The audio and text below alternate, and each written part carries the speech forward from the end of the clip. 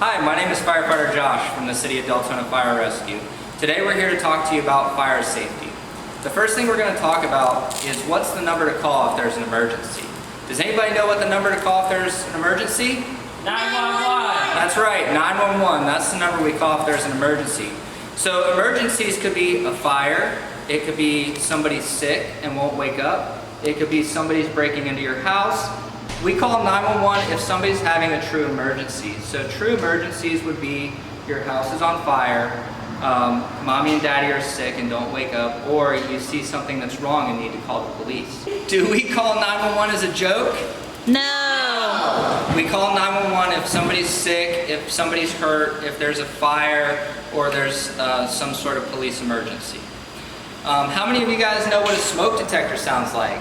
I You do? What's a smoke detector sound like, little Adam? do. Beep, beep, beep. Alright, but is a smoke detector real quiet or is it real loud? Oh, it's loud. It's loud. So let's hear what a smoke detector sounds like. It's got to be louder than that. Alright, so if we hear a smoke detector, that means that there's a fire or smoke in our house. Do we want to stay in the house and find out what it is, or do we want to get out? Get We out. want to get out of the house, right? So, everybody needs to think of this as smoke being a monster, right? So smoke is a monster that wants to hurt you, and smoke likes to hang out up high. Alright, so now we're going to bring in our assistant Chris. Firefighter Chris is going to come in and help me demonstrate this. So, Chris, smoke is a monster, right? Yes, sir. We don't want the smoke to get to us, okay? So when we hear the smoke detectors go off, we know that there's smoke in the house. So when there's smoke in the house, it starts off up here, right? If smoke monster's up here, can it get to you? No. No, you're a little bit tall, but it can't quite get to you. So if the smoke monster's down here, can I get to you? Yes. Right, so the smoke monster wants to hurt you. So if I'm down here and the smoke monster wants to hurt you, what do you have to do? I gotta drop down. Drop down and get below the smoke monster.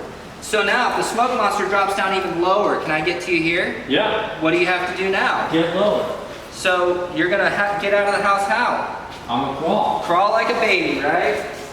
All right, good. So even firefighters have to crawl through smoke. So our gear protects us from heat, and we wear an air pack that protects us from the smoke, but we crawl through buildings also.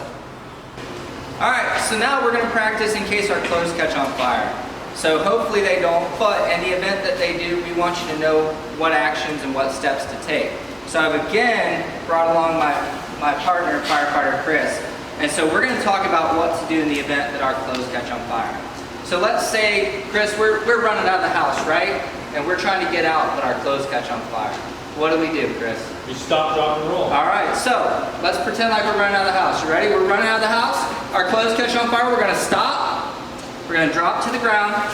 But there's an extra step. We're going to cover our eyes, and we're going to roll back and forth like we're crazy people, right? All right, and we're going to do this until our clothes go out. So, ready? Let's do this again. Let's show them. So, let's say we're running out of the house, right? Running out of the house. We're going to stop, drop, cover our eyes, and roll.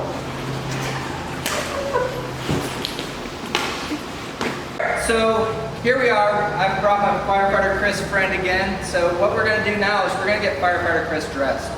So whenever firefighters go into a fire to save your toys, to rescue family, to put the fire out, we have to wear this special gear.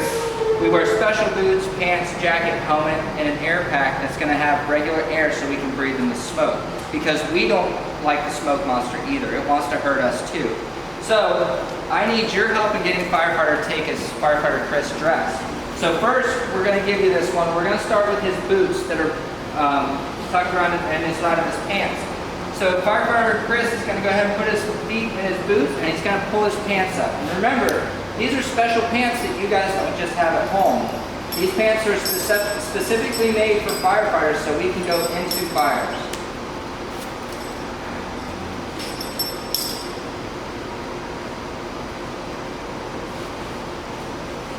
So Firefighter Chris is going to attach his belt, and then firefighters wear these really cool suspenders that we put up and over our shoulders, and those help keep our pants up.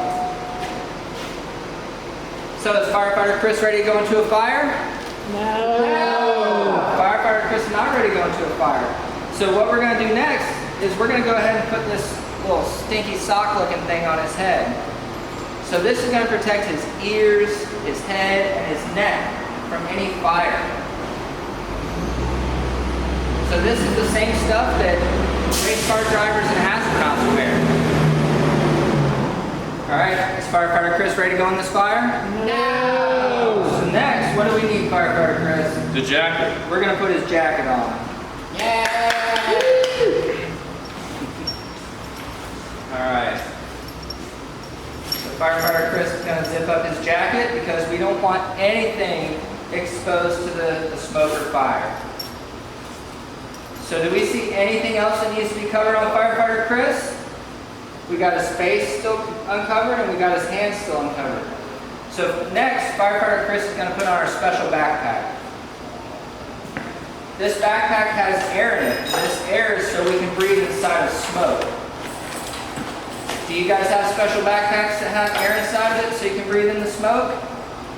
No. So this is special for firefighters.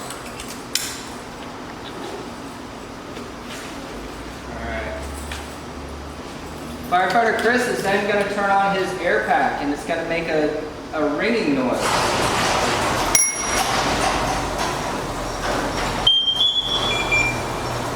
Alright. So now, is Firefighter Chris ready to go into the fire? No. So now, Firefighter Chris is going to put on his mask. His mask is going to protect his face from the fire.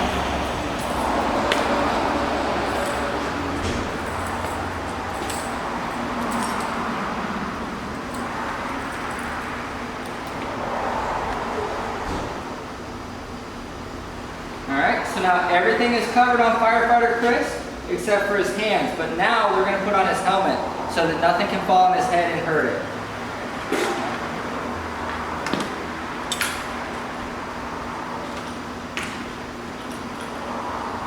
Alright, so is Firefighter Chris ready to go into a fire? No. Still not ready yet, so now we need to put on Firefighter Chris's gloves.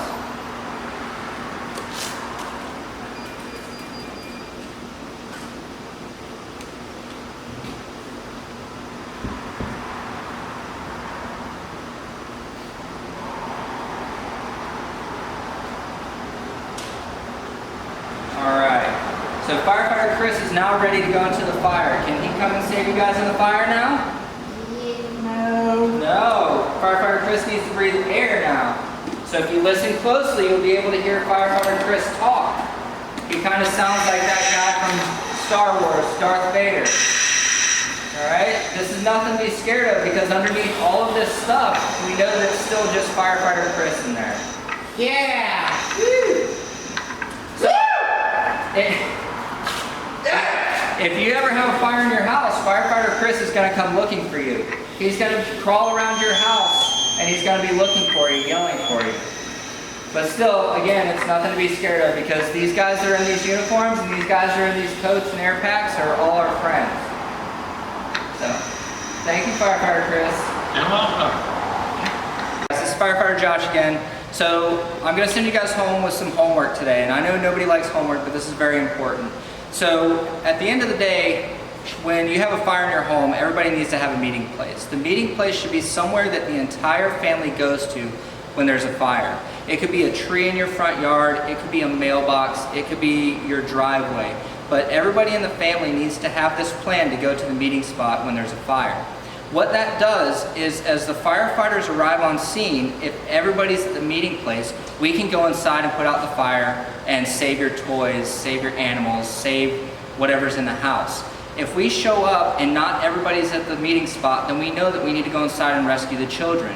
So, or family members or dogs. But if we show up and you're in the backyard playing, we're going to go inside and we're going to try and save you, not knowing that you're out back.